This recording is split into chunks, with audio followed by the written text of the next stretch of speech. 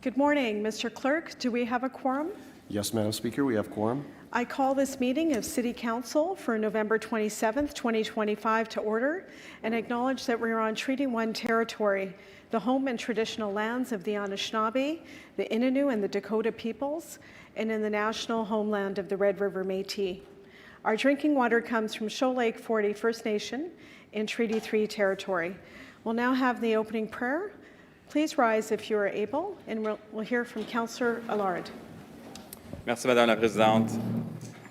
En nous rassemblant ici aujourd'hui et en tant que membres du Conseil municipal, nous prions pour toujours garder à l'esprit la possibilité de rendre service aux concitoyens et concitoyennes à la collectivité. Puissions-nous toujours nous souvenir des valeurs tenaces de la vie et mettre nos efforts dans les domaines et dans les choses sur lesquelles les générations futures peuvent s'appuyer en confiance.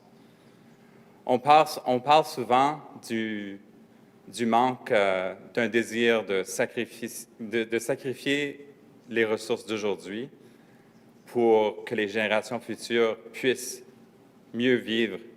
Cependant, je pense qu'on peut vivre bien aujourd'hui en ayant la valeur de penser à nos enfants et de penser à ceux qui vont venir après nous.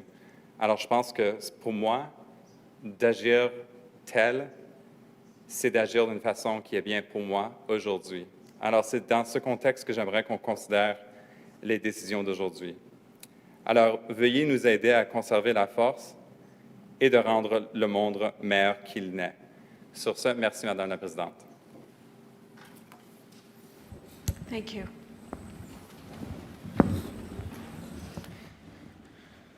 We'll now have roll call, Mr. Clerk. Madam Speaker, Councillor Sharma, His Worship Mayor Gillingham, Councillors Allard, Rawadi, Chambers, Dobson, Duncan, Durand-Wood, Eadie, Gilroy, Lukes, Mays, Orlico, and Santos. All in favor? Contrary? Carried. We begin this meeting with support by our City Clerk's team and our CAO, Mr. Joseph Dunford. It's now my pleasure to introduce today's pages. Please join me in welcoming Renz Danielle Gitwan from St. John's High School, resides in the Mynarski Ward, and Vladislav Tenischuk from St. James Collegiate. He resides in the St. James Ward. Thank you for joining Council today. Thank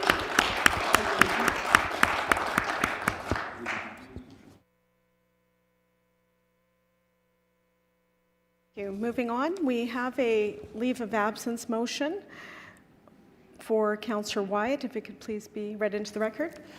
That Councillor Wyatt be granted a leave of absence from today's meeting due to a personal matter. Okay. That's moved by Councillor Rawadi and seconded by Councillor Durand-Wood. All in favor? Contrary? Carried. We'll move into morning announcements. Mr. Mayor, you have the floor. Thank you, Madam Speaker. It's been a really exciting November here in Winnipeg. Of course, one of the biggest events was Grey Cup Festival that took place earlier this month. And I just want to simply say, on behalf of all the council, congratulations and thank you to everybody who helped make the Grey Cup Festival such a success. The Winnipeg Football Club, the CFL, Province of Manitoba, Manitoba Métis Federation, Treaty 1, City of Winnipeg, and all the community partners. I want to thank them for their teamwork, and I want to thank all the volunteers. I know that some of the events that I was at through the festival weekend, I saw City of Winnipeg staff volunteering and giving their time, so I want to thank specifically those City of Winnipeg employees who stepped up and gave up their free time to make sure that this was a great weekend. Despite the rival team from the Green Province west of us winning on our home field. Other than that, it was a great festival weekend, and so I hope everyone had a really, really good time. Also, this week, the Association of Manitoba Municipalities held their annual convention in Winnipeg, and it was great to be together with so many municipal leaders from across Manitoba. And I want to say thank you to the Executive Director of AMM, Dennis Volkov, and the entire team at AMM for their strong leadership and consistent advocacy on behalf of local governments. I want to thank our local council rep, Councillor Brawadi, for his ongoing work with AMM and bringing the city's voice to AMM and playing a big role also in making sure that this last few days of AMM was enjoyed by all the members who came. Everyday municipalities, as we know, are on the front lines of service delivery, economic development, community well-being, and we're the strongest when we work together. And I think we have shown that, even though we are by far the largest city in the province, the largest community in the province, there is alignment and there is collaboration that happens. I know most recently, Councillor Mayor Sherilyn Knox, of Portage Prairie, Mayor Jeff Fawcett of Brandon, AMM President Kathy Valentino and myself worked on behalf of all of us really hard on lifting our voice together on the call for bail reform and sentencing reform, and that's just some of the work that we have been doing together. So I'm proud to continue to work with municipalities across our province. And I'll simply end with this. Recently, we launched Winnipeg's first snowplow naming contest. There's a lot of serious things that we deal with here at City Hall, as we should, and we are serious people, but sometimes we need to have a little bit of fun. And so we have launched a Name the Snowplow contest. We're inviting Winnipeggers of all ages to submit creative names for our 12 big machines and a team of pathway plows, sidewalk pathway plows. As of Tuesday, we had just under 1,000 entries. There we go. So it's not too late to submit your entry as well. Entries can be submitted online until December 5th. On December 8th, we'll open up and the final decision to Winnipeggers. So Winnipeggers get to, it's not a plebiscite, but it is an online vote. Winnipeggers will get to vote ultimately on the names that they want chosen. So people can go to winnipeg.ca/name that plow. A couple of submissions I've seen: Captain Adam Plowry, Dale Plowerchuk. So there's several that should be good. So almost 1,000 names, so it should be a lot of fun. Winnipeg.ca/name that plow. Thank you, Madam Speaker. What about Truckee McTruck? Thank you, Mr. Mayor, for that. Councillor Santos, will you move the minutes of the meeting held on October 30th, 2025 and November 5th be taken as read and confirmed? So moved, Madam Chair. All in favour? Contrary? Carried. We have one delegation today. Mr. Kelly Ryback is appearing in opposition to item 1 of the report of the Standing Policy Committee on Public Works. The report dated November 6th is regarding the Winnipeg parking and mobility strategy. Welcome to you. We'll have 5 minutes on the clock. Thank you, Madam Speaker. Thank you, Council. The concern is, first, the concern is that I'm the lone delegate today. I don't know if that's because of political apathy or poor communication and engagement, or that the agenda was published less than 48 hours before the deadline. But my request to Council is to receive this report as information, push it back for a revision after engagement with the unpaid biz organizations, the unpaid parking areas of local chambers of commerce and businesses in general and customers. And the businesses and the customers in the unpaid areas are the ones most affected by this strategy, and they've had no voice during the creation of it, particularly the businesses. Should you approve the strategy today, then that puts them at an unfair disadvantage because the strategy would be in place and you're moving to tactics. And once the strategy is in place, it is tough to change the will of the strategy. That I've met with over 30 businesses in the St. James Biz and within the Assiniboine Chamber of Commerce, and 100% vehemently opposed to this strategy for the reasons that it inconveniences their customers. Many customers will not load the app. It seems as if the creation of the app only has made expansion of parking at a very low cost to the city. They're not in favor of it because of putting them to an unfair cost situation, not only with local competition, but global competition. That those that have parking behind their establishments will now have unauthorized parking of people parking there to avoid having to pay while they go to other businesses or locations. Even if there's parking in front of the Assiniboine Park is concerning. And businesses are reporting to me, Madam Speaker, that turnover is not a problem. And as voiced by Councillor Duncan at the EPC meeting, calling a spade, this is about revenue, not about fixing a problem. If there is a problem downtown, what has not been talked about is the quantity of parking stalls removed in downtown over the last 10 years. And Centre Venture, talking about they are opposed to increasing parking costs within their jurisdiction until it's throughout the city. Well, that's akin to somebody moving to Silver Heights and complaining about noise from the airport. But I'm asking you to reconsider the strategy, that it needs to be revised, it needs to be inclusive, it needs to be, the vagueness needs to be removed, as that was expressed by the Exchange Biz and Centre Venture. Thank you very much. Okay, thank you. Thank you for your presentation today. Okay, thank you very much. Take care.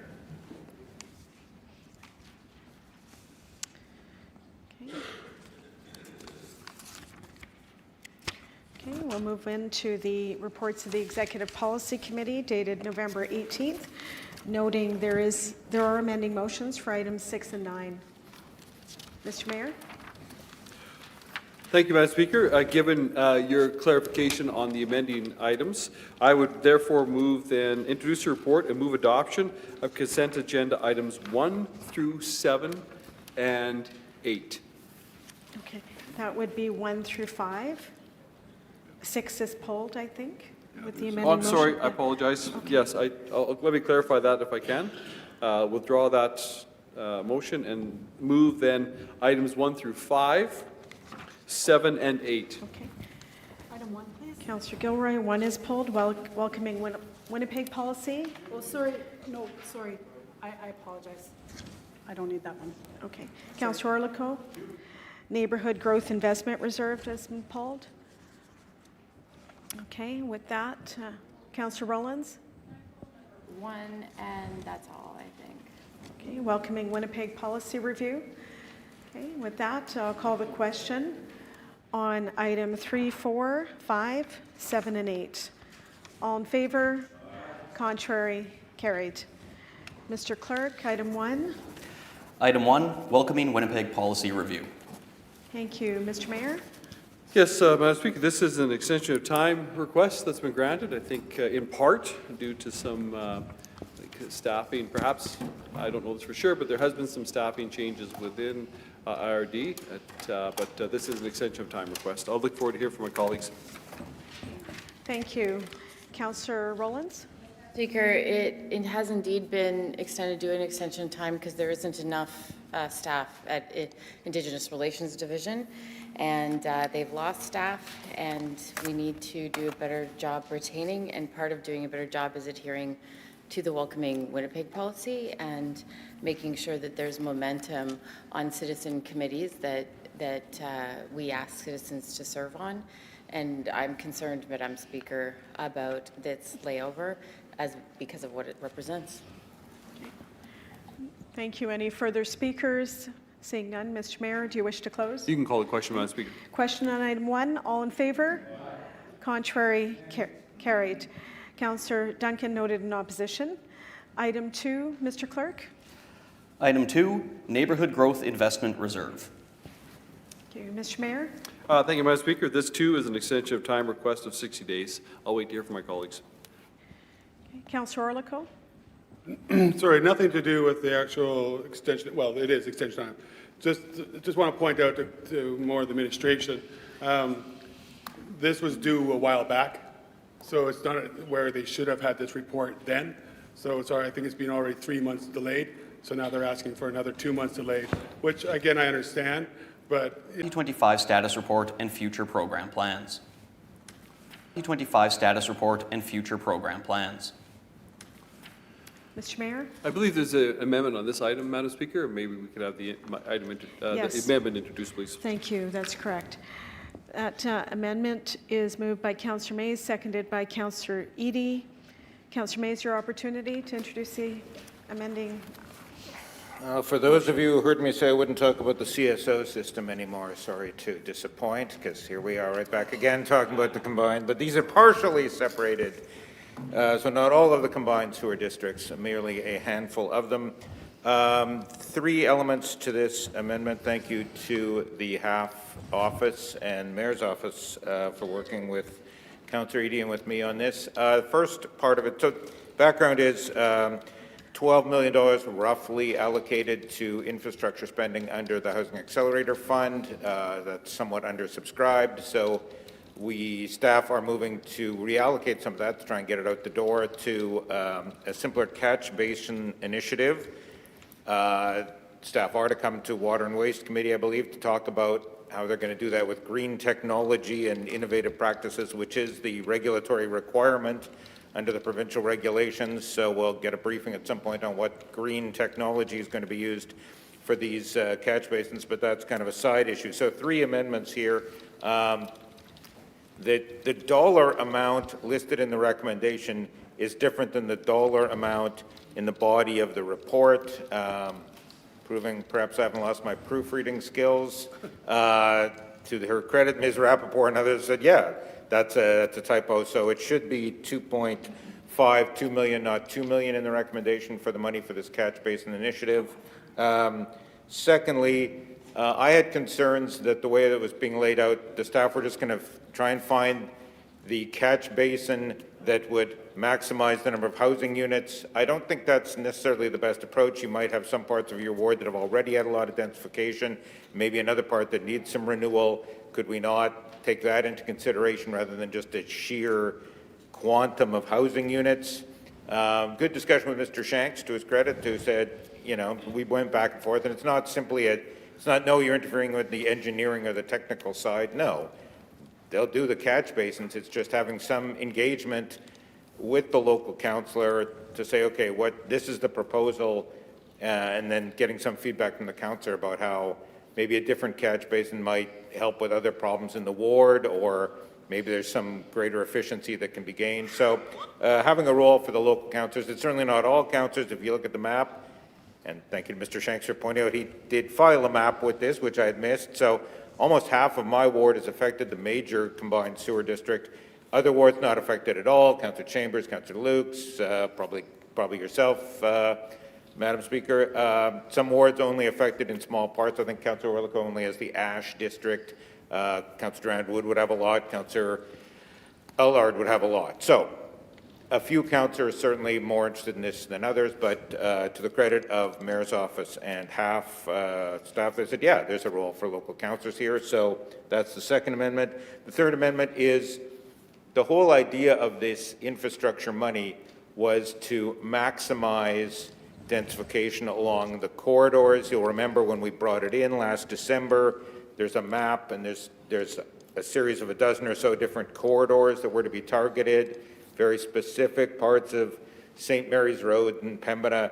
And my concern was, well, are we abandoning that just simply to put in a catch basin to expand duplexes somewhere? And the answer was no, we're still targeting corridors, but there might be an initiative, a catch basin 200 meters from some corridor that would free up a whole apartment site. So again, good cooperation with all concerned. So that's the third amendment, is to say, look, we'll prioritize these we'll prioritize the corridors, which reflects what we voted on with that map, which reflects the mayor's election campaign commitment, which I supported, to say let's densify along malls and corridors. So it's only 2.5 million.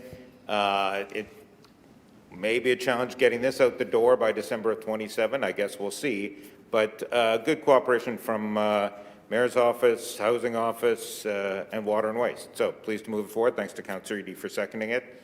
I'm conscious there's a motion coming, Mr. Clerk, from Councillor Rollins that I think needs to be filed before EPC finishes its deliberations. So I'm sort of looking over my shoulder here expecting that, but I won't unduly delay this. So yeah, hope all can support this. Again, it only affects some councillors, but it does have a profound impact. Like I say, almost half my ward will be potentially affected by this, so it's certainly important to the people of St. Vital. So thank you. Thank you. Any further speakers? Seeing none, Mr. Mayor, to close. Thank you, Madam Speaker. Yeah, glad to support the amending motion here, specifically related to engaging the applicable councillor. I think that absolutely makes sense. With that, Madam Speaker, you can call the question on the item as amended. Thank you. Okay. Question on amending motion 1. All in favor? Aye. Contrary? Carried. And the main item as amended. All in favor? Aye. Contrary? Carried. Okay. That concludes that section. Item number 9, Madam Speaker, as amended. Yes. Great. Okay, Mr. Mayor, or Mr. Clerk first. Item 9, text amendment, Winnipeg zoning bylaw number 200/2006 for a planned development overlay PDO for supportive housing, DAZ 218/2025. Thank you. Mr. Mayor? I'll wait to hear from Councillor Orlico. I'm glad to support and second his amendment, so maybe I'll, through you, Madam Speaker, let him introduce it. Thank you. Councillor Orlico, your opportunity to introduce your amending motion and speak to the main item. Thank you very much. I'm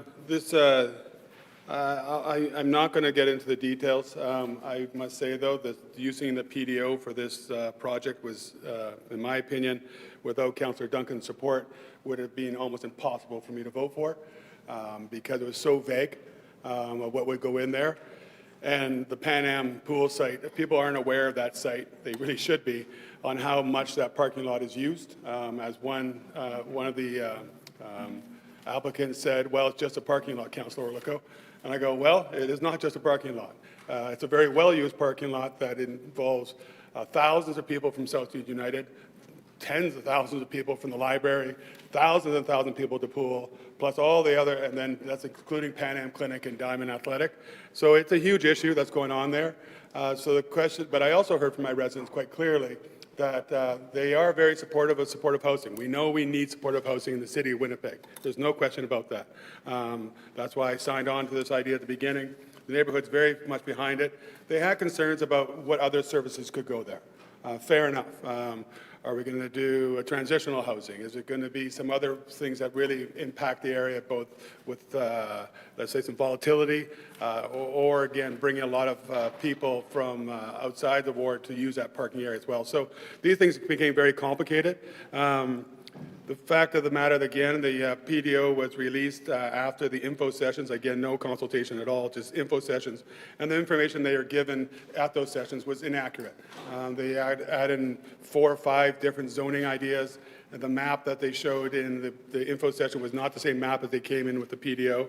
And you know what? I talked to the administration. I really appreciate what prior meeting with Councillor Mays has said there with that his meeting is, we met a number of times, but the applicant never said any of this stuff to me. PDO would be a PDO, we're going to add all this other stuff. So really, if this wasn't supportive housing, if this was just another type of housing, I would not be spending days and days and days trying to fix this thing because I would just told the applicant to go away, go back and do it properly. Go meet with go meet with Pan Am Clinic, which they never did. Go meet with Diamond Athletic. Go meet with the school. Go meet with they never did any of that. So again, I know speed is a must, and I do regret, and that's why, again, trying to defeat this, my getting Poseidon out of here today, again, doesn't help supportive housing, and redo it again, would have slowed all the projects down, and we can't do that. So I had the bureaucratic side of me going, this is not proper process, but also knowing the goal here of the City of Winnipeg is very, very important, and the province. So how do I try to blend these two together? So these amendments are not changing anything. These are all part of the lease, which again, I really want to thank Councillor Duncan. This couldn't have happened because we were going to delegate all this off to CAO. They'll decide the lease and you just love it, John, and move on. That was insane. So this will allow at least the opportunity for the lease to come back, and we can make sure that the applicant, whoever's coming forward, knows what they're coming for. So they're coming for a supportive housing lease. How the services inside work out, these services aren't for the broad world. They're for the residents within that building. Again, very important, but again, we're not really positioned well to be a center for the whole city to come. The whole area will collapse. Really, it will be really bad, mostly for the public side. Winnipeg Regional Health Authority, those Pan Am Clinic and Diamond, that's their people.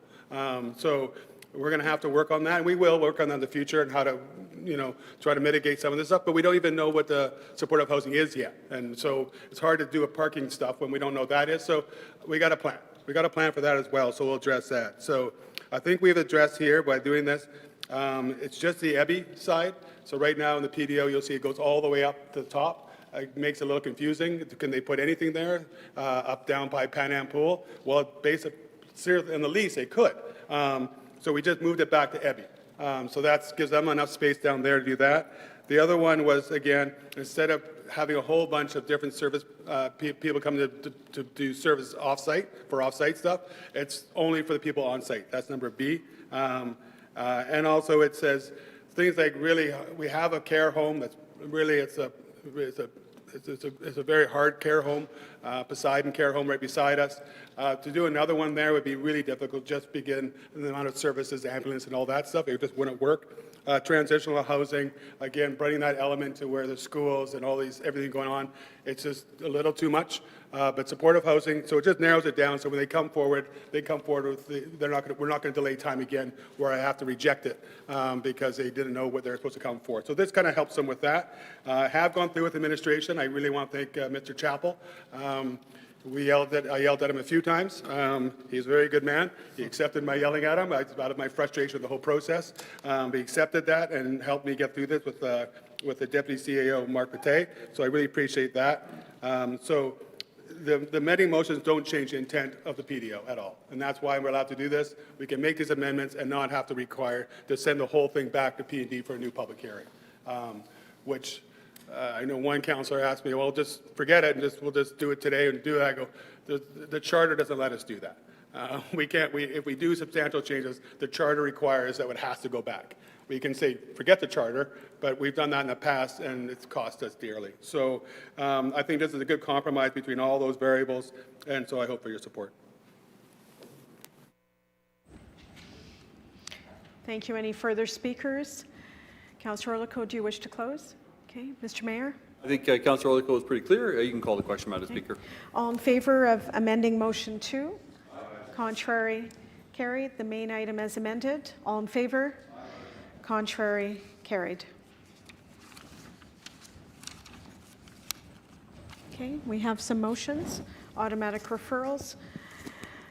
Motion number 3, moved by Councillor Gilroy, seconded by Councillor Durant-Wood. It's an automatic referral to EPC. The topic is the feasibility of establishing a managed encampment pilot site. Motion number 5, an automatic referral to EPC, moved by Councillor Rowland, seconded by Councillor Mays. Topic is Winnipeg-based financial assistance program for small businesses. Motion 4, moved by Councillor Gilroy, seconded by Councillor Rowlands, with respect to creation of an interdepartmental green space working group. Bylaws, Mr. Mayor. Thank you, Madam Speaker. I move that the following bylaws be read a first time. Bylaw number 104, 2025, bylaw number 112, 2025. All in favor? Aye. Aye. Contrary? Carried. Bylaw number 104, 2025, bylaw number 112, 2025. And Madam Speaker, I would move the following bylaws be read a first time. Bylaw number 98, 2025, bylaw number 106, 2025, bylaw number 107, 2025, bylaw number 108, 2025. Okay. All in favor? Contrary? Carried. Bylaw number 98, 2025, bylaw number 106, 2025, bylaw number 107, 2025, bylaw number 108, 2025. And I move, Madam Speaker, that bylaws number 98, 2025, 106, 2025, 107, 2025, and 108, 2025 be read a second time. All in favor? Contrary? Carried. Bylaw number 98, 2025, bylaw number 106, 2025, bylaw number 107, 2025, bylaw number 108, 2025. Mr. Mayor?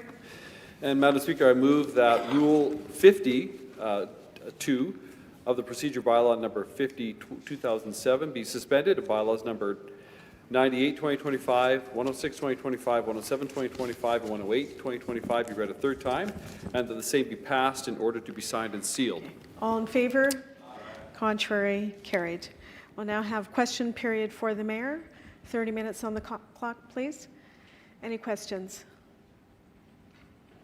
Okay, seeing none, next committee. Standing Policy Committee on Community Services. Councillor Santos. Yes, Madam Speaker. I'd like to stand down item number 1 and then move consent agenda item for reports of dated November 4th, items number 2, 3, 4, and 5. All in favor? Contrary? Carried. Mr. Clerk, item 1. Item 1, council policy on encampments. Thank you. Councillor Santos to introduce the item. Sure. I believe we have, I think, few city councillors that would like to speak to the item, so I'd like to afford them that opportunity first before I go into my closing remarks. Thank you. Thank you. Councillor Gilroy. Thank you, Madam Speaker. I rise because I am in support of the new council policy on encampments. I do struggle with some of the policy around this in terms of overnight camping, the having to tear down, and I am concerned that moving forward that I don't know if this is going to be a policy that we're going to be able to adhere to, and I think it's really important that we would put policies in place that they are adhered to, so very concerned over that.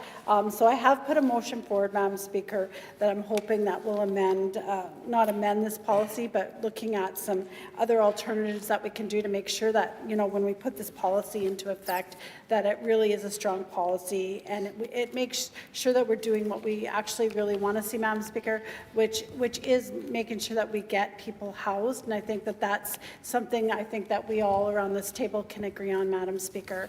And I also want to really talk about the concern over, you know, there's 2 staff in this document. I'm very concerned with the amount of staff that is required. However, I do know that we do have tight budgets with many asks. So I just want to raise this because I do have some concerns over this policy in general, but I do think it's a start, and we have to look at coming at encampments a little bit differently, Madam Speaker, than we have in the past. I'm a really strong believer, Madam Speaker, that when it comes to our unhoused individuals, that we do everything we can in our power to make sure that they're getting the supports they need, Madam Speaker. And I think in the past, we've just kind of walked by and really not done the work that we really need to do in terms of being supportive around encampments. This policy, I want to state, might help with some of the issues that we have around encampments for surrounding neighborhoods, but it really isn't going to help the people, Madam Speaker, that are really experiencing homelessness. So that's where I think we're dropping the ball a bit. But I will be supporting this going forward, and I'm hoping that we have continuous dialogue on what we can do to improve the lives of people in homelessness. I think the city does play a critical role, Madam Speaker. I did go to Halifax and I saw an encampment strategy there that really looked at allowing some portions of the area to be designated for encampments. I would prefer us to go a step further and work with the province on a managed site that would be triaged into housing. So we wouldn't allow encampments forever, Madam Speaker, that the idea would be is to actually house people. And that's something that I will continuously talk about here because it is a big missing piece in this policy and a big missing piece that we're not doing at the city level. I also want to say, Madam Speaker, when I'm talking to individuals regarding this issue, a lot of people are saying that you know, when they go over the Louise Bridge, there's a huge smell from the bio waste that people are having to use the outdoor space. And if we were to provide supports in terms of porta potties, in terms of garbage management, we would be able to mitigate a lot of these issues with very little cost cost, Madam Speaker, if you look at what other cities have done with very little cost. So I think this is a step forward, but I want to keep the conversation going because I think there's more work to be done. And I want to thank my council colleagues for the conversations we had so far and hope that they continue this work because it's not over. We still got work to do, and so with this conversation needs to keep going. This is just the start of the winter, Madam Speaker, so we're seeing a lot more people go inside. I think there is a concern that they're going to start to go into our vacant and derelict buildings. So that's an issue we're going to have to really watch for and manage. So looking forward to this conversation as we move forward. Thank you, Madam Speaker. Thank you. Councillor Rollins? Thank you, Madam Speaker. I rise to talk a bit about the experience of the encampment response protocol to date. It's been in place for a while, and one of the first places that the protocol was applied to through the work of the CAO's office was the Granite Curling Club. The Granite Curling Club hosted the Canadian Club Championships right around the time we started working on the encampment response protocol. And as the local councillor, I'll tell you that the effect was exactly as predicted in the council seminar that I had to ask for because we wouldn't otherwise have gotten it. Destabilization. And you can see media reports of this destabilization, campers hugging the new signs that we put up at the Granite, talking about, needing to vacate in the morning, the two timelines. You can see a woman greatly disturbed hugging the new sign, actually removing it, right? But for my neighbors, whether my residents there or my residents that are neighboring the encampment, the total effect is chaos and destabilization and garbage strewn and possessions being collected in a more manic way. The protocol is not applicable to private property, but what does happen when encampments are dismantled and disturbed is that there is an absolute movement that just ensues. It's a movement caused by panic because of perceived unsafety, destabilizing. Mental health issues are exacerbated because folks are losing their homes. And we know, Madam Speaker, that this is in a moment where the justice system is also being pressed with these exact mental health issues. We know that at least one justice has commented that nurses are being raped in communities in the city of Winnipeg because of the mental health crisis and the inability of systems to deem things hopeless and not act together in any way to then move forward addressing mental health. It's been almost 8 years of the encampment at the Granite. It's been almost 8 years at the encampment at Fort Rouge. It's been almost 8 years with the encampments off Main and Higgins. And this destabilization when encampments are disturbed is well known. It's well known because we get called upon, for those of us that have them, we get called upon, our officer called upon more. So I'm really concerned about the lack of resources. Here, there are some resources that will be explained, I guess, in the fullness of time. The $500,000 that Executive Policy Committee has forwarded in terms of a draft budget underneath the CAO's office, which looks like a consolidation of a bunch of grants. So maybe in the fullness of time, we'll get an explanation of that. live on camera. But the prioritization here and the approach to resource allocation and managing encampments, it deserves to be commented on that there are very little resources allocated in managing encampments. And those resources that we're seeing, I guess the plastic signs, really represent almost a health and safety risk on their own. The proximity to sensitive public spaces and the degree of community impact can't be expressed in real terms that in a succinct way. They're wide-ranging.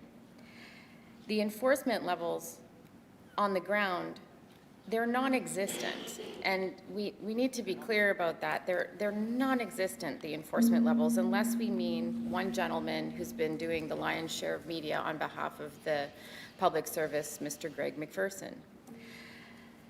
The enforcement levels are non-existent. That we have a policy is really critical.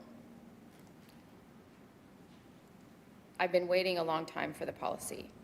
And in it is the echoes of the original motion that Councillor Gilroy and I put forward.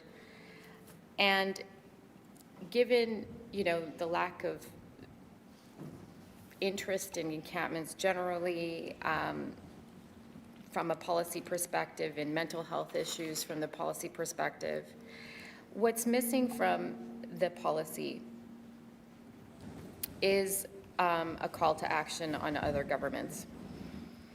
It can be done in a separate motion, but we would be remiss, I believe, to hold it here because we are not doing any commentary on those other systems in this. It is, again, one that is a policy that a city is doing. There are aspects that I don't agree with, but the main aspect I'll stick to is that there is no funding model attached to it. The other aspect that I'll mention is that, interestingly enough, it does build in an appeal process. And this is an appeal that it would be fascinating to do it to the Standing Policy Committee of Community Services, because I think of some of the residents that are hurting right now and whether or not they're able to appeal. But it does provide them an appeal mechanism. And that is a remarkable feature of this, which is why it likely will have my vote today. What won't have my vote is the aspects that aren't covered and resources, and that likely I can place at a budgetary vote and not this one. It's been a long time coming, this policy. I am very weary that the report reflects work of other departments to ensure appropriate policies and procedures are followed, but it doesn't speak to some of the chaos that ensues. And it surely doesn't help my office one iota, Madam Speaker, because of the deluge of calls that you get and the siloed approach that ensues with encampment issues. Thank you. Any further speakers? Okay, seeing none. Councillor Santos to close. Sure. Thank you, Madam Speaker. Appreciate the comments from my council colleagues. Rise today in support of the encampment policy and the accompanying bylaw amendments before us. This is an important and necessary step to ensure that the City of Winnipeg is responding to encampments in a way that is coordinated, compassionate, and prioritize the safety of everyone who uses our shared public spaces.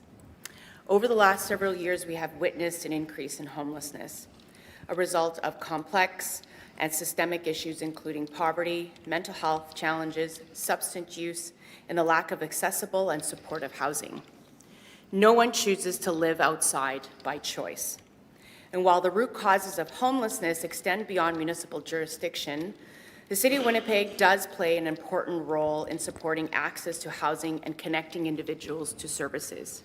We do have a responsibility to respond when people are living in conditions that put their lives at risk and when these sites impact the safety and accessibility of public spaces. There has been a lot of discussion publicly, and contrary to what some may believe, the city is not just moving people along. We're not just clearing encampments just to clear them.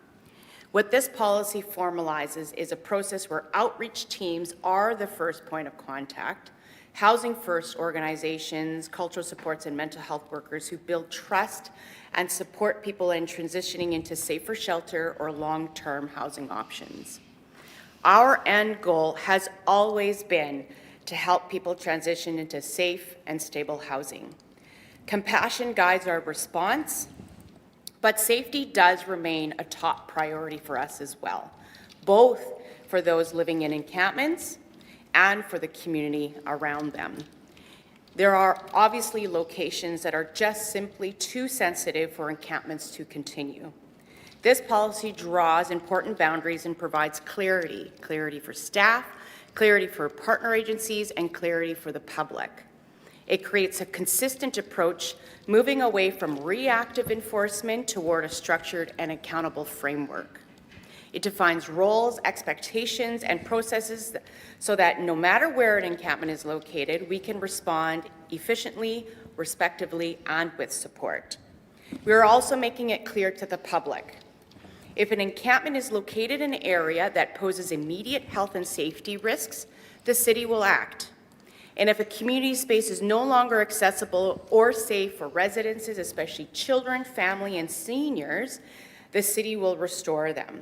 Our priority is ensuring that these shared spaces remain open, welcoming, and secure for everyone. But we will do so with humanity, with partnership, and with a plan. I also want to take this moment to personally thank our public service, the CAO's office, and particularly Mr. Greg McPherson for his leadership and his dedication in bringing this protocol to life.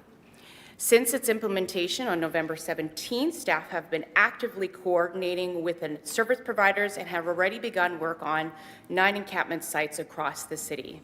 Greg has gone above and beyond to ensure that our approach is not only operationally sound, but grounded in compassion and partnership. His efforts have helped bring everyone to the table, city departments, outreach teams, and community partners, to ensure this coordinated response is already making a difference on the ground. And this policy also strengthens our commitment to debris cleanup and remediation. We've seen firsthand through Greg's leadership as people are being housed through non-service providers, we're seeing Public Works coming in and cleaning up the debris, and then, which is literally within 24 hours, 48 hours. That's just absolutely fantastic.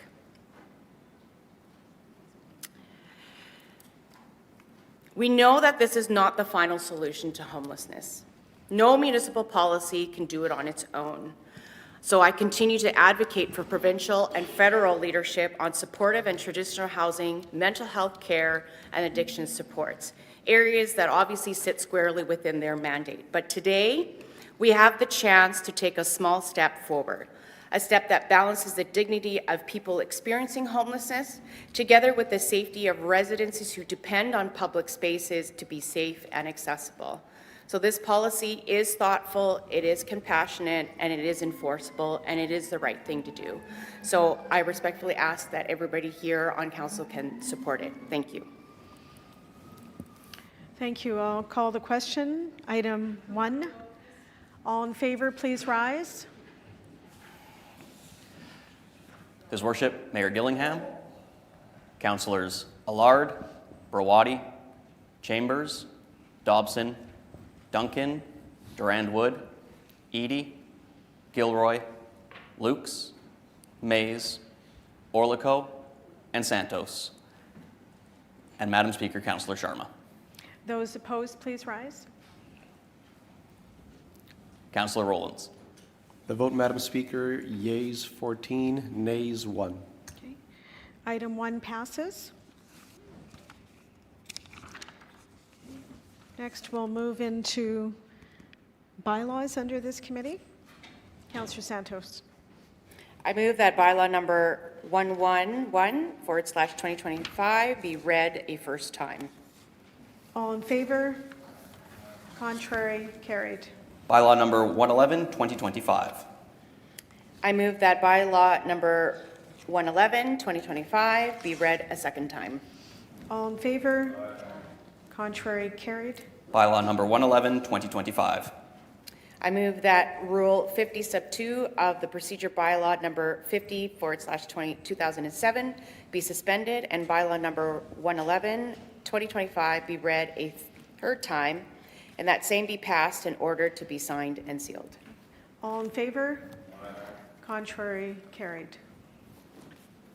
Okay, next is question period under this committee. Any questions for the chair?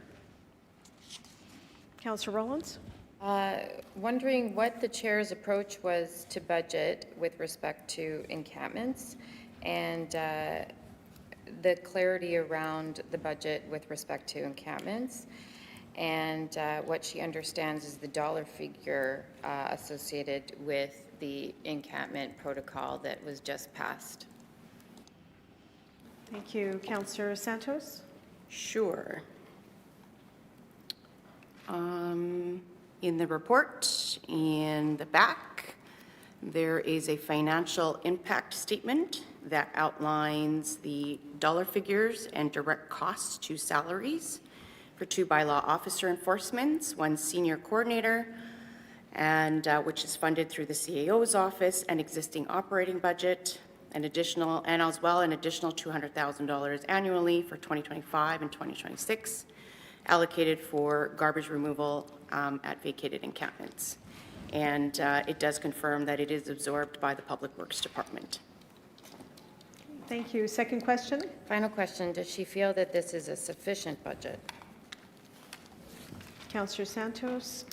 Madam Speaker, as I have reiterated in my speech, yes, we have a fantastic team that is working on encampments as we move along to ensure that there is a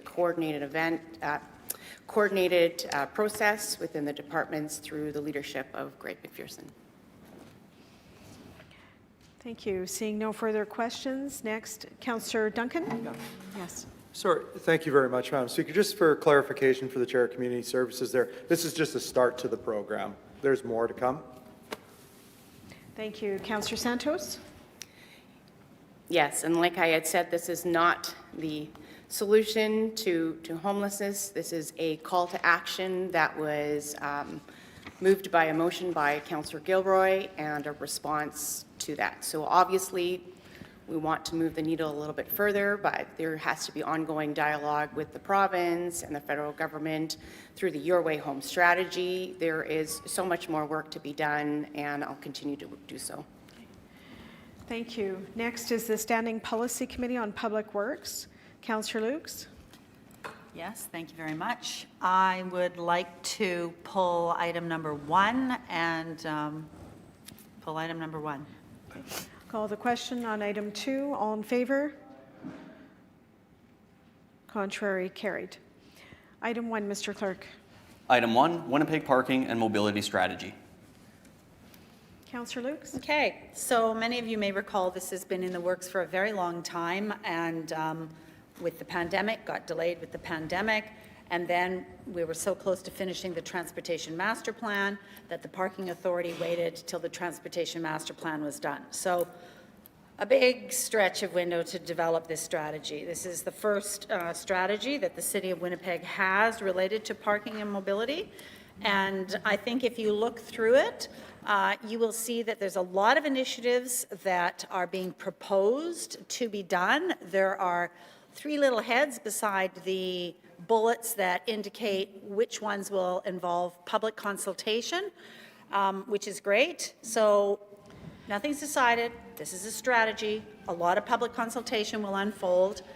And I think in light of what's happening with our increased housing, our densification, federal funding coming to support all of that, and provincial funding and Indigenous funding, that the timing of this is excellent. We have to look at how to optimize curbside parking, curbside management programs, parking programs, because we are densifying as a city, and our on-street parking is becoming more and more limited. We've got things that we never had before, like Skip the Dishes, Uber, all kinds of different Amazon things that deliver and require different types of parking requirements, temporary, full, whatever. So I think this is a really good strategy. There is a ton of opportunity to provide feedback. We had a representation earlier, a delegation this morning, that somehow indicated or felt that it was a done deal on certain things, which is not. I encourage everyone to read the report. And I'm very pleased to note that in one of the subdivision rezonings that occurred recently in the Assiniboine Community Committee area, actually in my ward, with a very large development coming, we put in a requirement to develop a transportation management plan, one of the first in the city of Winnipeg. Many years ago, some of you may remember, probably 15 years ago, that a transportation management program was put in place prior to the extension of the rapid transit corridor in the Fort Rouge area. And I'm really excited about this. So this strategy, I think, is very good. We've had input from the downtown business associations. This strategy is more than just downtown, it's about the whole city. So I'm really, A, thrilled it's finally here, B, that it is a strategy that will allow a lot of public dialogue going forward. So with that, I table this report. Okay. Thank you. Councillor Rowlands? So I agree with much of what the chair has said, Madam Speaker, with respect to this is a long time coming and that there's a lot of good work reflected in the report and the strategy, and that there's more to come. But part of the reason why Councillor Gilroy and I have what could have been an amending motion to this is because of the lack of listening to the downtown biz, the Exchange District biz, that came before. It has been a long time coming. So the biz zones have had an opportunity to let everybody know, do tours that I dare say the public service in part has replicated with respect to parking and curbside management. And their comments are not reflected in this strategy. So while listening is important, having some sort of connection to that engagement is, I would argue, more important to determine whether or not you've actually been heard. And so without an exploration, for instance, of the parking benefit districts that the Exchange District biz and the downtown biz have been talking about for about 6 years, Madam Speaker. It's been about 6 years. That's how long I think the strategy has been. We've been waiting for it. It's certainly the full length of my term. It's been talking about moving past through the transportation master plan, and that this was one of the first deliverables. So, you know, mazel tov. This is a milestone against the TMP, and credit goes to the chair for moving a great number of things along. But without the feasibility, the benefits, the implications of parking benefit districts built in, if I can be a slightly critical of where the communications line fell short for those of us that have been waiting for this, is that the public service and the report was clear that in 2028, that's the timing of looking at the strategy. But the first words out of the chair was instead the rate study, and pointing to Osborne biz zones and as well as her own ward. So I'm really interested in a feasibility benefit. I'm interested in high density areas with respect to the revenue of the the revenue and making sure that that is discussed prior to any rate discussion.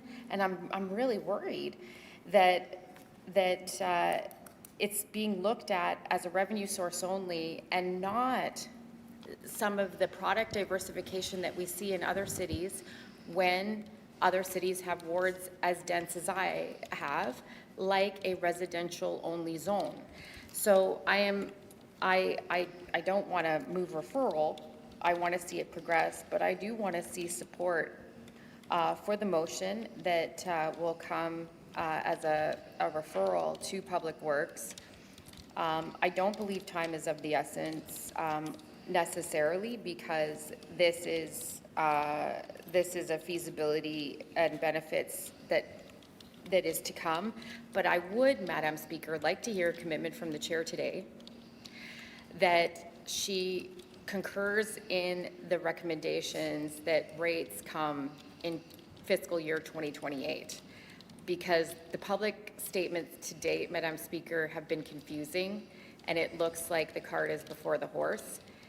And I'd like confirmation if possible. I can ask it in QP if I don't get it in closing remarks, but I'd like also some words on the record that there's support for more exploration for the parking benefit districts, a motion that Councillor Gilroy and I are putting forward. It's not just the benefit for the urban core. There's other eligible areas, including potential models for local revenue reinvestment at stake. And I'd like to hear those two things in closing. That would provide a lot of comfort, no doubt to her own residents who heard her say that Centertown was also an opportunity for revenue. The strategy is one thing, but let's move on with listening to the stakeholders that came and that have been waiting for it for a long time, in particular in Exchange District and in the downtown biz. Thank you. Any further speakers? Councillor Gilroy? Thank you, Madam Speaker. I just want to rise to echo the concerns that Councillor Rowlands has brought forward. I also want the council to really understand that we also have issues with people that are having to pay in front of their own homes to park. The city makes money out of it in order to turn a profit. And so I have concerns that we've continuously increased those fees instead of reducing those fees when we're looking at offsetting some of these costs. And I think that there's more work that we could be doing around that work. And I also want to take a moment to talk about the downtown. And I really feel that the downtown was not consulted. The downtown revitalization is key to the success of Winnipeg. We all know that having a successful downtown is the benefits of the economics of the whole city. And so without having those key discussions with our business leaders, with our residents within the downtown, we are really missing the ball. We are not at the point we do on I guess, game days where we have issues around parking, but we're not at the point in a lot of the areas within the downtown where we really want to set parking rates to where people will not come to our downtown. And that is a challenge. You know, when we have a downtown that is still struggling, we want people to live, play, and work there. And we don't want them to go home at 6 o'clock. And I don't want to set us up to fail when we're not really at that key point of turning the point on revitalizing our downtown. So I think that those are challenges that we still have to really measure. And now we're extending that out, Madam Speaker, to other parts of the downtown that are other areas that are very close to our downtown. So I would like to have more time to really understand how those are going to affect those areas, especially around areas that could be affected around Spence. Those businesses are already really struggling, and so having the added pay stations will even really make it even harder for those businesses. So a lot more dialogue should have happened before implementing this, and I think that it's concerning when we're starting to implement policies where we're not having communications, and not even with the area councillors that really understand these issues the best, Madam Speaker. Thanks. Thank you. Any further speakers? Seeing none, Councillor Lukes to close. Sure. So I guess in my closing comments, what I'd like to say is, I will admit I have been critical of the Parking Authority in the past and their ability to communicate. I'll just reflect back on the parking meter removals and sort of the good follow-up that happened after that, but sort of the drama. So I think in relation to what's being presented to us today, I think both councillors can take great comfort in the fact that there's nothing decided. We're not implementing any parking meter rate program right now. We are going to be having discussions. It's highlighted quite clearly in the document that many areas of concern that are very relevant to moving vehicles, having vehicle turnover, and rates, and fees, and all sorts of financial aspects of parking. All of this will be discussed in much more detail with much more time and opportunity for councillors and the broader community and biz programs to be involved. So my closing remarks. Thank you. With that, I'll call the question. All in favor? Contrary? Carried. We have a notice of motion that was moved by Councillor Rollins and seconded by Councillor Wyatt regarding the primary transit network, service and costs. Councillor Rollins, your opportunity to introduce the motion. It was laid over last month in your absence. Do you wish to move forward or receive it as information, perhaps? Sorry, Madam Speaker, I note that Councillor Wyatt isn't here, and so it can be laid over for another month. If not, I'd be happy to receive it as information, given he's not here. Okay. What's your choice? Lay it over, I said. Okay, we'll lay it over for 1 month. All in favor? Contrary? Carried. Okay, we'll move into bylaws. Bylaws under this committee, Councillor Lukes. Just great comments from the gallery here. Okay.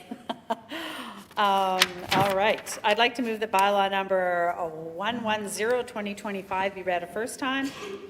All in favor? Contrary? Carried. Bylaw number 110-2025. Okay.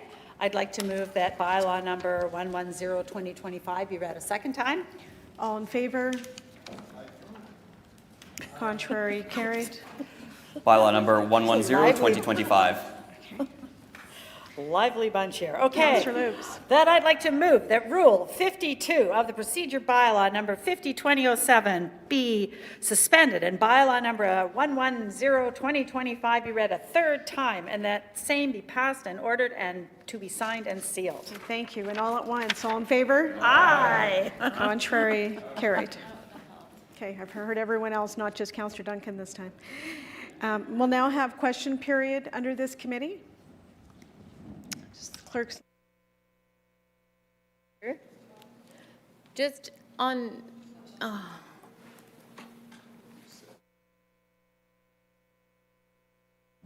Yes, Councillor Rollins. just to see, Madam Speaker, if can commit to the public service recommendation that we wouldn't be looking at rates till 2025. We'll get into question period in just a moment. I'd like to just introduce one of the many motions that just got put here on my desk. Okay, we have motion 6, moved by Councillor Gilroy, seconded by Councillor Durant-Wood. And it's regarding transit routes. That's an automatic referral to the Standing Committee. Motion 7, moved by Councillor Rollins, seconded by Councillor Gilroy, regarding parking benefit districts, an automatic referral. Motion 8, moved by Councillor Gilroy, seconded by Councillor Rollins, is regarding trees on both public and private lands associated with the expropriation of these lands, also an automatic referral. And now question period for the chair. Councillor Rollins, you're up. Well, as asked, Madam Speaker, can the chair commit to what's in the document that rates won't be looked at until 2028? Councillor Lukes. I'll take that under consideration and get back to her. Thank you. Councillor Mays. I've asked this before and rise again. There is somewhere a study, a citywide study of speed limits. We did a couple of quite successful at least in my ward, a successful 40-kilometer trial zone. Other wards did 30s. People since June or July have been talking to me about what's in it, what isn't in it. We have people, the school trustees, talking openly about what they think is in it or isn't in it. When are we going to see this report? And I would certainly hope we get a chance to debate it during the life of this council. Thank you. Councillor Lukes? I, too, agree with you, Councillor Mays. My understanding is this report is coming forward in the new year. As has been noted in the past, the department felt it prudent that they produce a map that I clearly identified the speed limits existing and what is being proposed, what their recommendation is. So if they recommend 30, they're going to have a map that says these are all the streets in Winnipeg that we're recommending. If they're recommending 40 kilometers, these are the streets, exactly every street that we're recommending. And maybe they're not recommending any change, so they'll have a map for that too. So my understanding is that was what they had requested more time for, and that they will be bringing it forward in the new year. And I hold that same passion of yours to have it in this council, that debate. Council term. Thank you. Next question. Councillor Eady, did you raise your hand? I thought I saw you. No. Councillor Gilroy? Thank you, Madam Speaker. I just want to ask the chair if she's concerned over an increase in transit fares going up in terms of what we're dealing with in transit. We do know that with the changes, we've had a lot of people that have decided not to use transit. I think our main goal as a city is to really get people to use transit in terms of mode shifting. This is really a critical time. Does the chair think that increasing the fees at this time is wise? Councillor Lukes? I think in the four-year budget, we had agreed that, I think virtually all of council had agreed that every year we'd raise transit fares 10 cents. In light of, yeah, I do think it's fair, and I think it's okay that we proceed with that. Okay, thank you. Any further questions? Councillor Rollins? With respect to transit, the City Centre Community Committee put forward a report. The report was wide-ranging, quoting various partners, in particular partners in the healthcare sector with respect to transit, whether the Grace Hospital, thousands of people have signed a petition to restore the bus stop there, or the Victoria Hospital, where the interim CAO is speaking about the impact on the patients going from the regional street where they used to be able to just, attend on the bus, bleeding, needing stitches, and not have to walk from Pembina to the hospital. It also includes Dr. Andrew Large from Clinics. There are more coming forward. Does the chair at all have a reflection on why there is no proactive direction from either the Standing Policy Committee or Executive Policy Committee on ensuring that in a timely way the department is talking to places that people go to on transit, like regional hospitals, like clinics? Why is there no proactive direction, motion, even when City Centre puts something on the record that's saying, holy cow, can't get to hospitals? How come not even a direction to meet with City Centre since August? Thank you for the question. Councillor Rollins?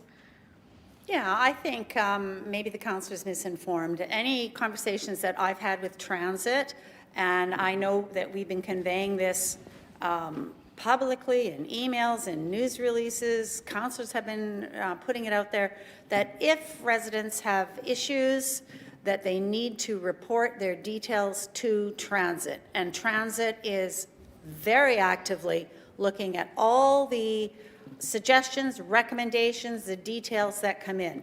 I've not seen a petition for thousands of names on it. I encourage the councillor to send it my way if she has that, or to send it to Transit. And interestingly enough, the Victoria Hospital is in my ward, and I spent multiple years repositioning, repositioning the walkway, the bus shelters, and everything so that there'd be safe access to the Victoria Hospital. I've never heard a peep out of Victoria Hospital, but I know that Transit is actively working with all the feedback that's coming in. So I encourage the councillor to continue talking one-on-one to Transit. Thank you. Councillor Rowland, second question. Thank you, Madam Speaker. I absolutely have been talking to Transit and will continue to proactively disclose what those conversations look like, Madam Speaker, for precisely the odd point that the chair made, which is that I've been misinformed. When you have an interim CAO in a report before council, and then the chair says, I have not heard a peep, and I'm paraphrasing, but it was pretty close to a quote.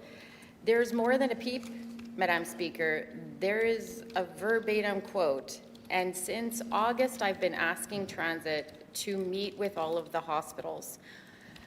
There has only been a meeting with HSC and a call in November after I published the report, and I've also heard from Transit that despite their ability to aggregate data, Madam Speaker. Question, Councillor Rowlands. Is she aware that they can find no data related to the hospitals from 311, which is almost hard to believe, Madam Speaker? Does she understand Got the that question. from Thank you. Transit that they don't have it? They don't have the data despite people calling in. Thank you. Councillor Lukes. I'll further talk to Transit about that and ask them about that. Final question. Yes. Are hospitals important? Yes or no to getting to them from Transit? Are they yes or no? Is getting to a hospital by way of Transit important? Yes or no? That's Thank the you. question. Councillor Lukes. I think getting anywhere on Transit's important, whether it's a hospital, a mall, your residence, getting anywhere is important, and it's important that we encourage people to use Transit. Thank you. Councillor Gilroy. Thank you, Madam Speaker. We're continuously having issues with the app matching up with the timing of the when people are saying when the bus is arriving. I was wondering if the chair can give us an update on if we're starting to be able to figure out this timing with the GPS issues that we were having. My understanding from Transit, the latest update is they're very, very close to having all the 600 buses converted. They were doing a conversion process. They needed different cables. They had to get cables. So my understanding is they're very, very close to having that completely done. And when it is, they're going to be sending us an update. Thank you. Mr. Mayor. Thank you, Madam Speaker. Through you to the chair, is the chair aware that there is a bus stop in front of the Grace Hospital on Sturgeon Road and another one across the street from the Grace Hospital on Sturgeon Road? That I am aware. Thank you. Okay, that concludes questions under this committee. Next is the Standing Policy Committee on Finance. There's no report today. We're in budget process. Any questions for the chair? Councillor Mays.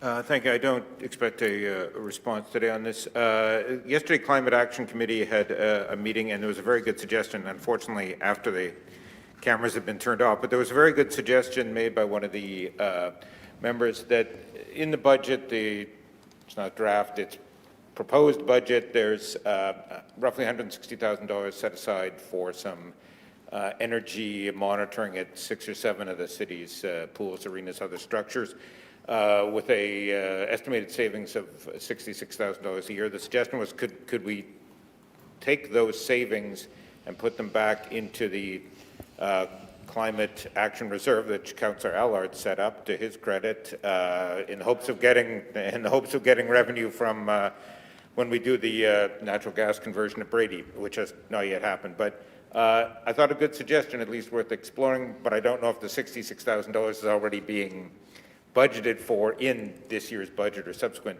budgets. So we can debate the merits of that, but I wonder if Councillor Brawadi can just speak with our CFO or other staff to say, is this feasible, or is that money already being spent? And if not, we could look at perhaps putting it into reserve to keep doing these sort of energy saving, greenhouse gas reducing, that sort of work. Thank you. Councillor Brawadi. Thank you very much. Through you to Councillor Mays. Budget Update 2026 does provide funds for a number of energy retrofits for a number of city facilities, and they're not back-of-house places. These are places that Winnipeggers use on a regular basis. And you're right. I mean, at this point, we chose some of the lowest hanging fruit that provided the most immediate and largest returns. And again, I believe it is around $66,000 per year. I will have to go back to staff to see if those funds have been slotted in for specific things, but the suggestion is noted and certainly can take that under advisement. Thank you. But I will get back with a response as to if those savings have been specifically allocated. I mean, in the scope of the budget, it's not a massive amount of money, but we, regardless, I do believe the intention is once those projects are done in 2026, in subsequent years, we will look to make further investments in some of the other projects that were maybe not providing quite as high of a return, but sort of working backwards. Thank you. Second question. Thank you to Councillor Brawadi for that response. Part of the reason for the question, though, is that it's a one-off. It's a 6-year capital budget, but it's just a 1 year. Commendably this year, in which we're looking to do the spending. So I hope you're right that there's more spending to come in future years, but thank you for the response. I don't really have a follow-up other than that. Okay. Thank you. Councillor Brawadi. Through you to Councillor Mays, thank you. Any further questions? Seeing none, next is the Standing Policy Committee on Property and Development. Thank you, Councillor Madam Duncan. Speaker. I'd like to introduce the report of November 7th and move adoption of consent agenda items 1 through 9. All in favor? Contrary? Carried. Bylaws, Councillor Duncan. Yes, Madam Speaker, I'd like to move the following bylaws be read a first time. Bylaws number 68, 99, 100, 101, 102, and 103 of 2025. All in favor? Contrary? Carried. Bylaw number 68, 2025, bylaw number 99, 2025, bylaw number 100, 2025, bylaw number 101, 2025, bylaw number 102, 2025, bylaw number 103, 2025. Councillor Duncan, second Thank and you. third readings. I'd like to move that the following bylaws be read a second time. Bylaw number 147, 2022, bylaw number 67, 2024, bylaws number 91, 93, and 94 of 2025. All in favor? Aye. Contrary? Carried. Bylaw number 147, 2022, bylaw number 67, 2024, bylaw number 91, 2025, bylaw number 93, 2025, bylaw number 94, 2025. Councillor Duncan. Thank you, Madam Speaker. I'd like to move that bylaws number 147, 2022, 67, 2024, 91, 2025, 93, 2025, 94, 2025 be read a third time and the same be passed and ordered to be signed and sealed. All in favor? Contrary? Carried. Thank you, Madam Speaker. I'd like to move that the following bylaws be read a first time. Bylaw number 105 and 109 of 2025. All in favor? Aye. Contrary? Carried. Bylaw number 105, 2025, bylaw number 109, 2025. And Madam Speaker, I'd like to move that the bylaws number 105, 2025 and 109, 2025 be read a second time. All in favor? Contrary? Carried. Bylaw number 105, 2025, bylaw number 109, 2025. And I'd like to move that the Rule 52 of the Procedures Bylaw number 50, 2007 be suspended, that the bylaws numbered 105, 2025 and 109, 2025 be read a third time, and that the same be passed and ordered to be signed and sealed. All in favor? Contrary? Carried. We'll now have question period under this committee. Any questions for the chair? Okay. Next is the Standing Policy Committee on Water and Waste and the Environment. Yes, Councillor Eady. Yes, thank you, Madam Speaker. It's my pleasure to introduce the report, the November 3rd, 2025 SPC on Water, Waste and Environment Report, and move consent agenda items 1 through 3. Okay. Thank you. Councillor Mays? Okay. 1, 2026 and 2027 water and sewer volume rates has been pulled. I'll call the question on item 2 and 3. All in favor? Aye. Contrary? Carried. Mr. Clerk, item 1. Item 1, 2026 and 2027 water and sewer volume rates. Thank Councillor you. Eady? Thank you. I'll just make a short comment on these rates.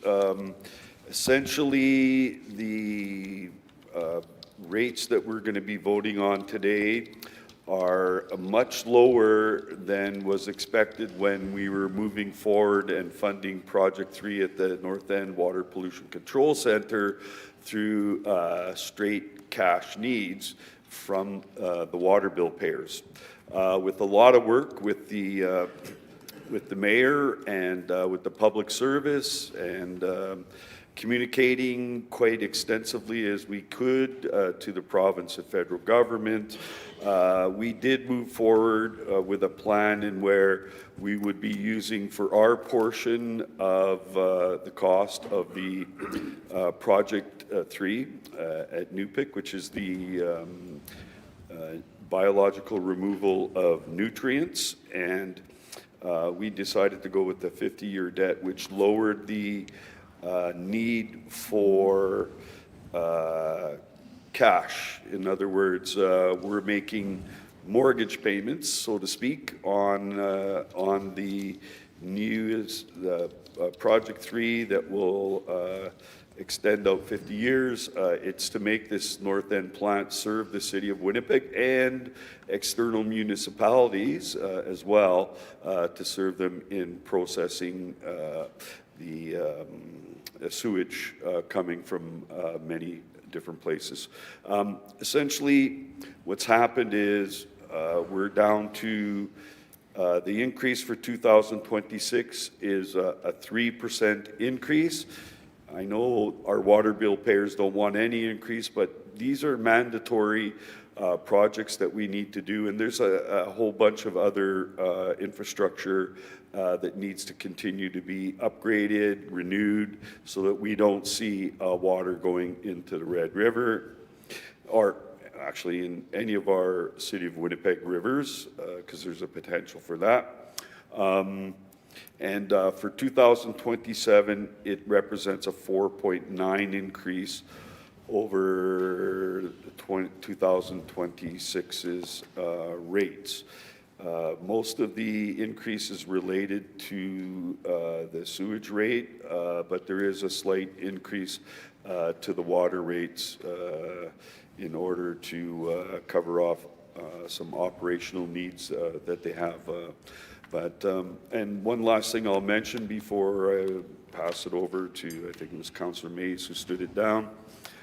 We will be in the upcoming budget meeting on December 1st, 2025. We will be reviewing all the specifics of the capital program introduced by the Water and Waste Department. There's some stuff that we'll be dealing with and we'll mention at that meeting. Thank you.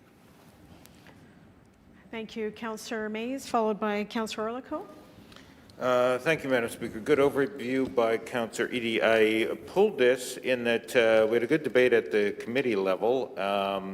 At that point, Councillor Rollins and I both voted against, saying we wanted some more clarity in terms of what the vision was for Project 3. But in the subsequent weeks, we both, I think, have come to the view that that we should support this. She can obviously speak for herself.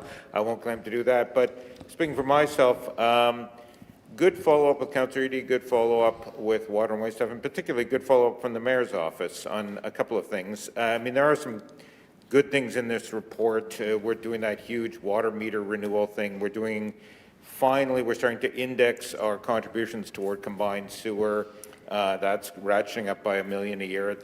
We need to do that, very pleased to see that. So it really came down to, at committee level, wanting to see where's the $1 billion for Project 3 that we're budgeting for from the province and the feds. Perhaps budgeting is the wrong word. They're hoping for, planning for, from the feds and the province. And that was the vote at that stage. But I want to thank the mayor's office for reaching out and saying, look, we're putting it in the budget, which we didn't have at that point. It was early November. Now we have the budget. There's $500 million in the budget committed toward Project 3.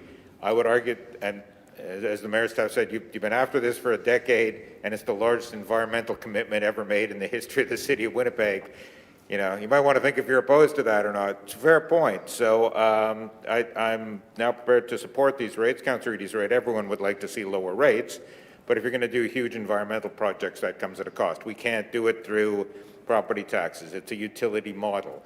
We are going to have to amend the debt ceiling to do this, but I don't think we can do that until it actually gets through the budget process. But so it's a $500 million commitment from the city. We still don't have a formal announcement from the province and the federal government about Project 2, but we've announced them so many times. I think we all sort of accept that Project 2 is now fully funded. And the ball will be in the court of the federal and provincial governments, I think, if we approve that budget. So, you know, it's not a wish and a prayer. It's not us estimating the cost. It's in the budget now saying we are going to borrow $500 million, I think perhaps more than that even, to fund Project 3. It's the phosphorus and the nitrogen. It's the nutrient removal. We're finally getting going. It's reflecting with that 2003 Clean Environment Commission report. So to the credit of to the mayor and Councillor Eadie, that's coming forward in the budget. So you can always play this rather cutely and vote for the spending and not for the money to do the spending. We used to have this problem when we voted separately on operating and capital budgets, but I think it's the right thing to do to say, look, if I favor the spending, and I do, then I'm going to vote for the mechanism to raise the funds. So it's an important initiative. Certainly we have Mr. Dryborough's group putting out economic reasons to do this. There's obviously a very good environmental case to do this. And I want to thank the Just Waters Coalition, who have talked with Councillor Rowlands and I, Adele Perry, Jocelyn Thorpe, some others, saying this is a reconciliation effort. You don't just leave it as an economic thing. Be clear that this is also a reconciliation effort. Fourth reason to approve this is frankly a legal reason. I would argue we're being sued by a number of First Nations with the federal and provincial governments. I think it behooves us to say we're in. We're pushing our money toward the center of the table here. It's the other defendants who are going to have to answer for that. So hopefully all of this will spur $1 billion in additional funding from, in some divided capacity, from federal and provincial governments, and we can get going on this.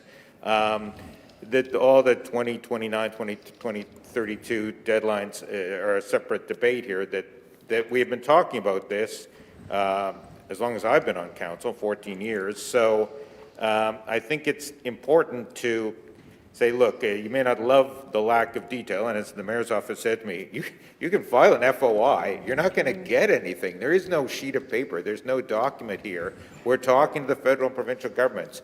We want them to fund it.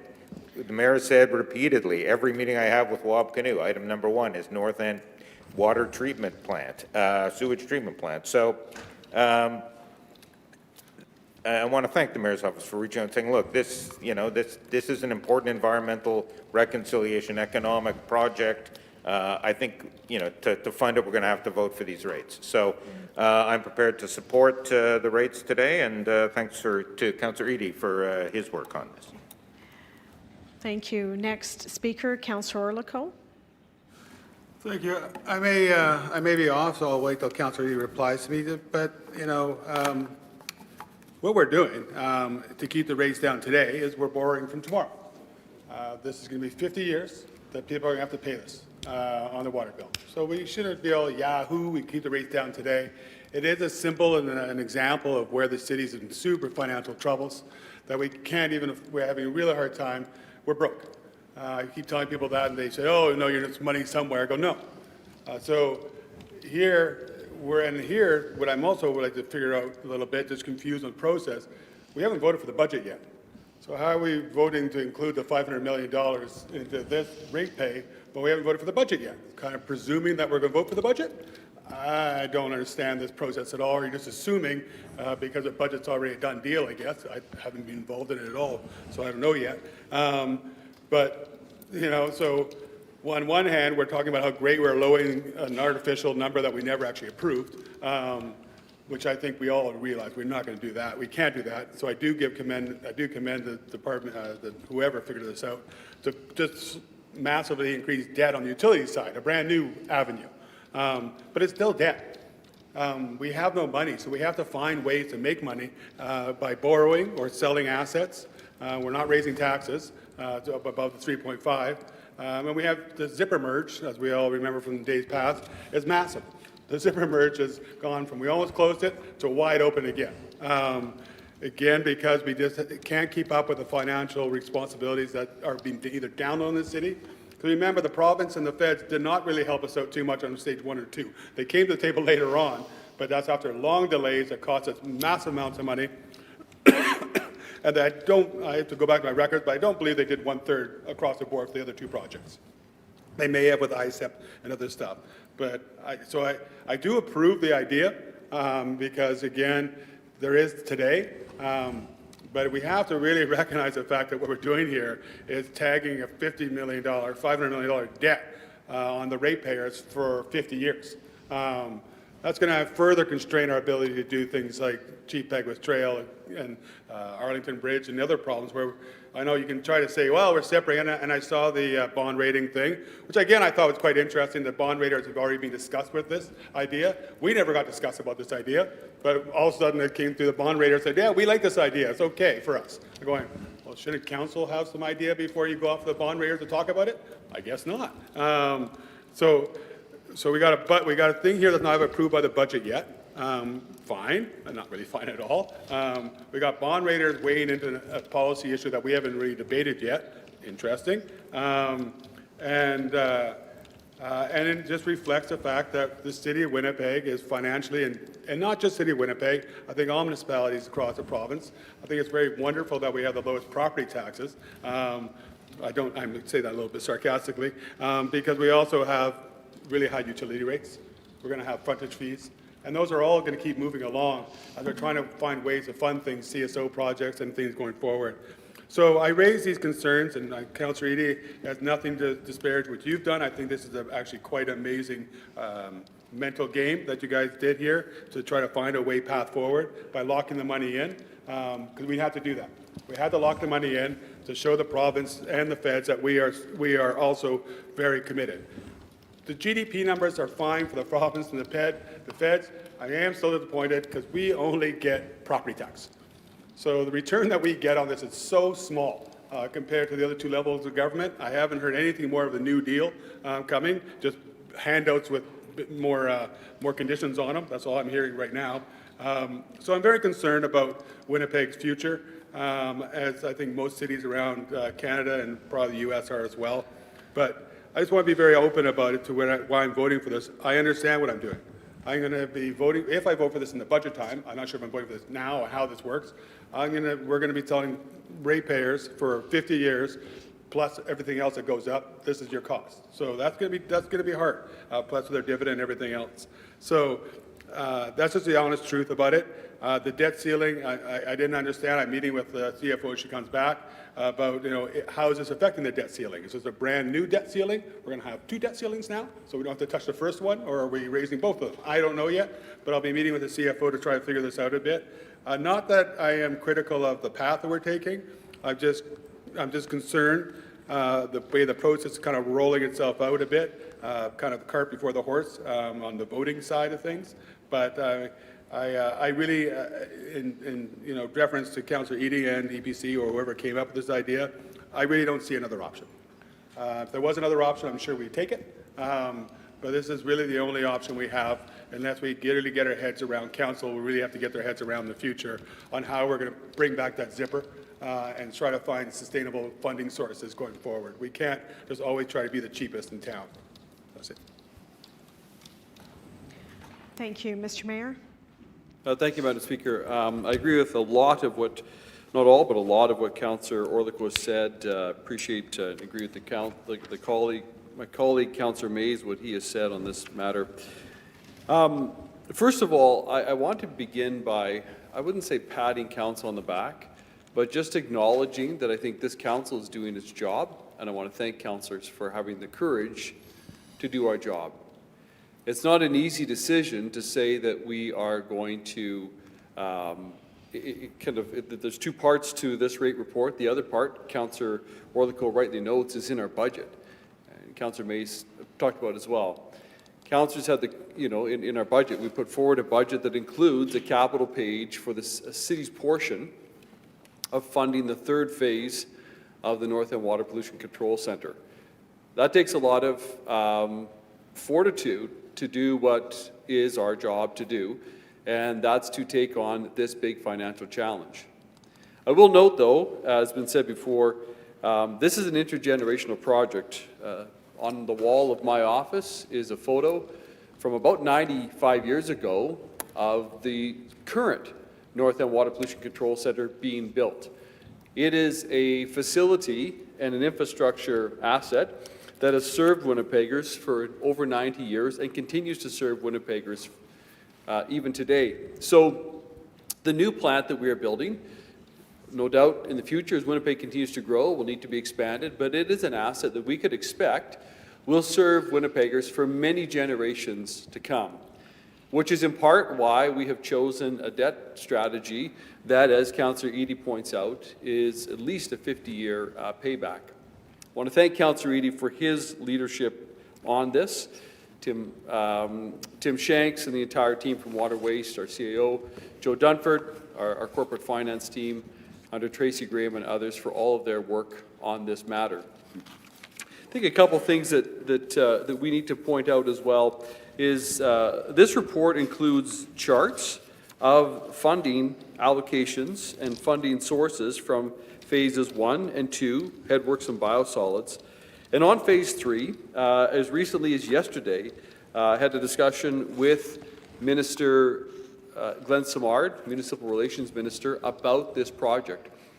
The discussions that we're having with the federal and provincial government are active and they are focused. I posted on social media, my first meeting with the Prime Minister happened to be in, of all places, the Saskatchewan Roughriders, Grey Cup party room.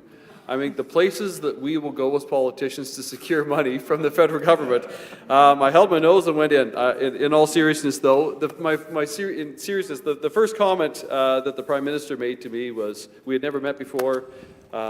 Good to meet you. I understand you need, some assistance with a wastewater plant." So my point is that the Prime Minister and certainly his ministers, credit to our local members of Parliament, have this not only on their radar, this is part of the discussion. I raised it subsequently last week in a meeting with Federal Finance Minister, Minister Champagne, to say this is Council's priority project. We have other important projects, whether it's our trade routes, 90, Kennesaw Boulevard, Chief Peguis, and other important infrastructure projects, but bar none, North End Water Pollution Control Centre is our priority project in this city, for all the reasons that my colleagues have already articulated: the economy, the environment, reconciliation, replacement of aging assets. There's so many reasons this project has got to be done.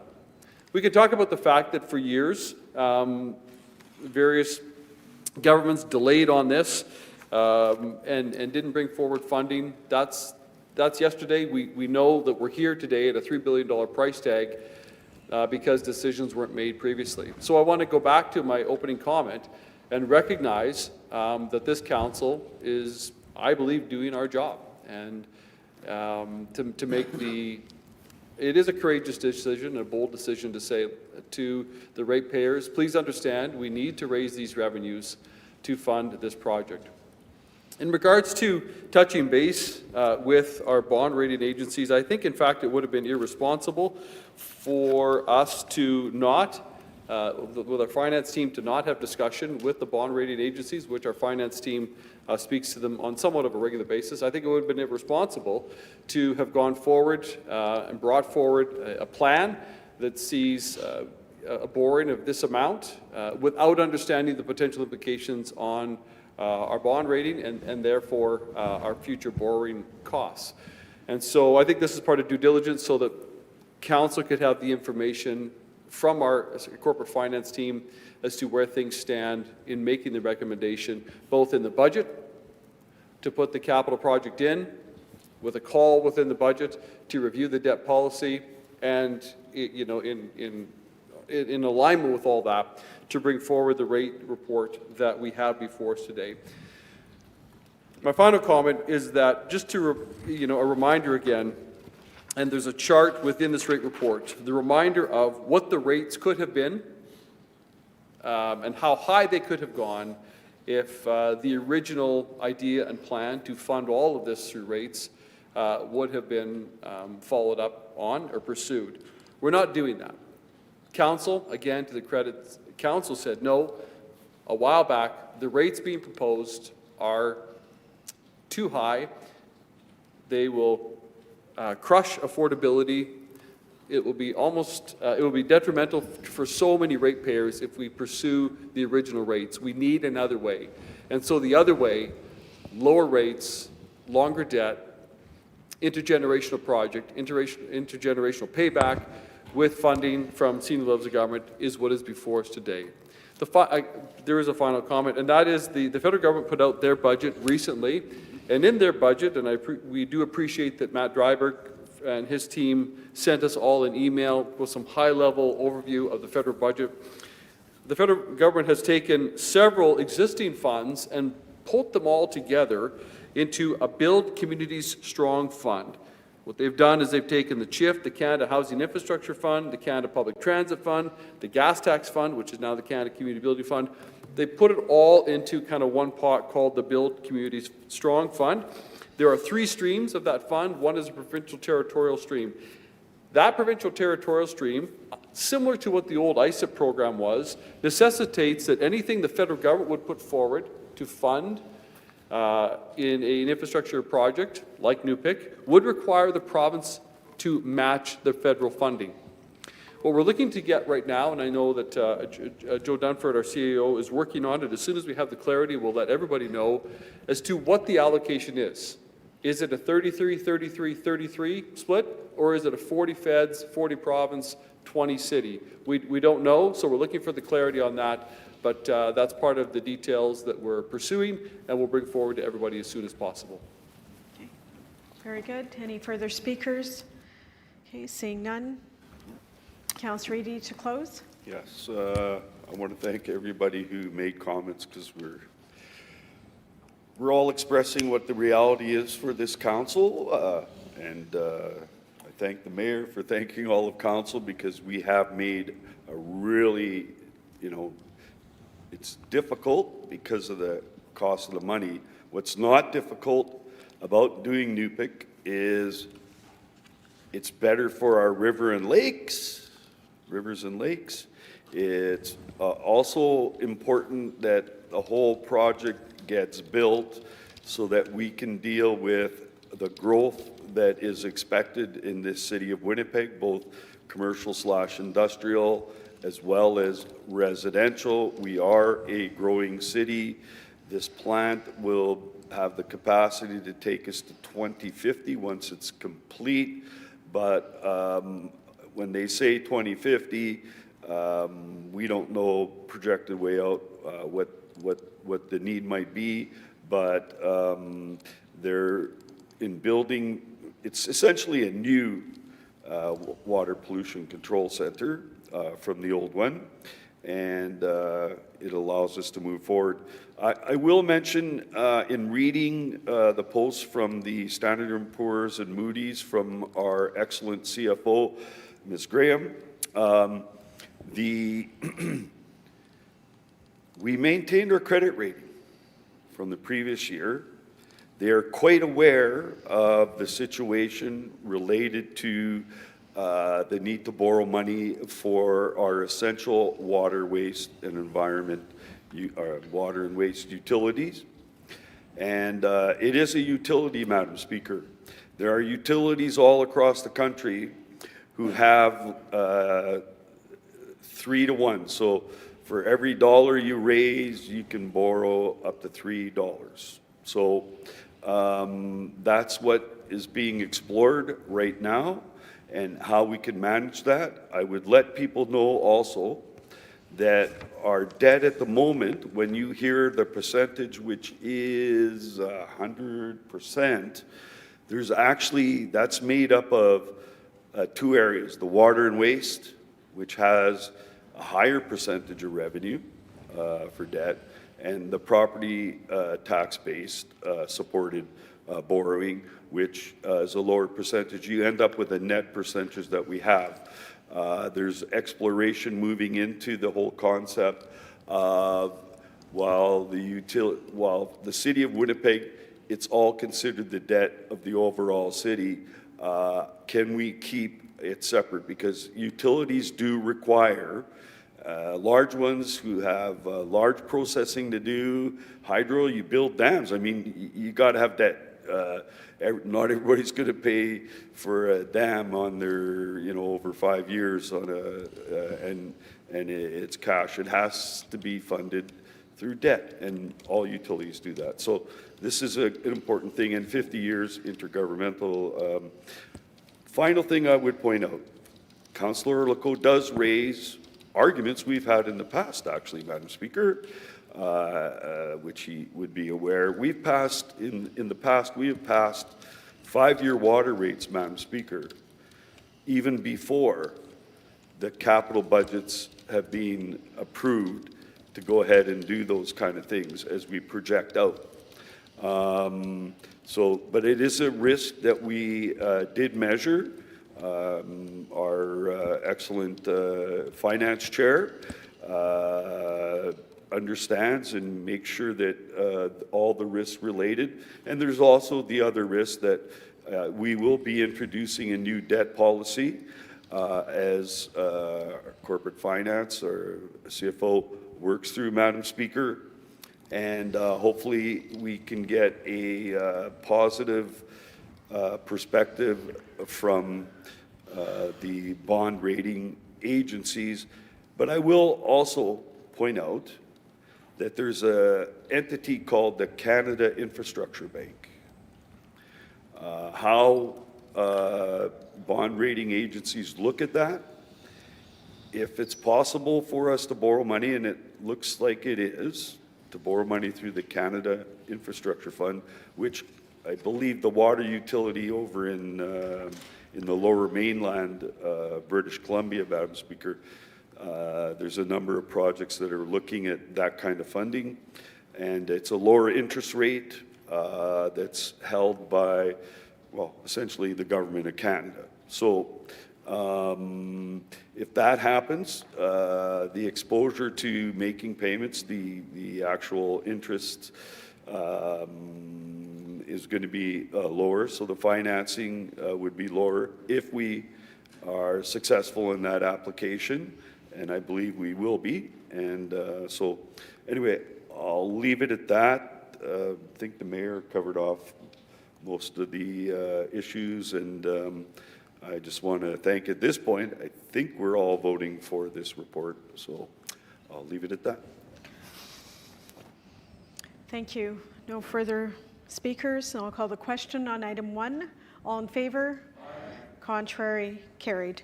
We have a notice of motion moved by Councillor Mays and seconded by Councillor Eadie from last month's council agenda. Councillor Mays, to introduce the item. To the relief of all, I will move to refer that to the December 1st meeting of Water and Waste Committee. Tempting as it is to proceed without Councillor Wyatt, I think we owe it to all of us to, and Councillor Eadie had wanted some discussion of this at the committee level, so I'll move to refer that, and we can get on with our celebrations of Albanian Independence Day tomorrow. Okay, thank you. All in favor? Contrary? Carried. Okay. Okay, we've got no bylaws. question period under this committee. Any questions for Councillor Eady? Okay, seeing none, Councillor Eady, do you move adjournment? I do move adjournment, Madam Speaker. Okay, thank you. We'll take that. All in favor? Contrary? Carried. Thank you. Meeting adjourned. Please stay for roll call. Madam Speaker, Councillor Sharma, His Worship Mayor Gillingham, Councillors Allard, Brawadi, Chambers, Dobson, Duncan, Durand-Wood, Eady, Gilroy, Lukes, Mays, Orlico, Rollins, and Santos. Thank you.